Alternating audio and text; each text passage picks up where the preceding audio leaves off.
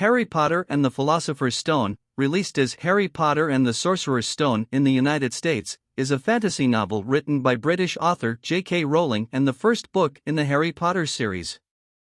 The book was first published in 1997 and has since become a worldwide phenomenon.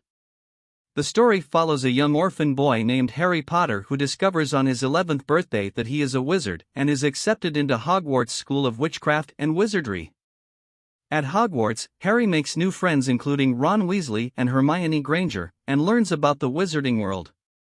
He also learns that he is famous in the wizarding world for surviving an attack by the Dark Wizard, Lord Voldemort, as a baby, which killed his parents and left him with a lightning-shaped scar on his forehead.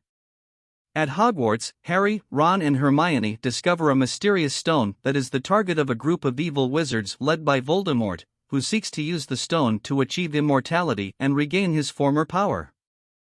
Harry and his friends must work together to stop Voldemort and his followers from obtaining the stone and use it for their evil purposes. Along the way, they learn about the power of friendship and the importance of standing up for what is right. The book also introduces readers to the wider wizarding world, including magical creatures, spells and the complex political landscape of the wizarding world.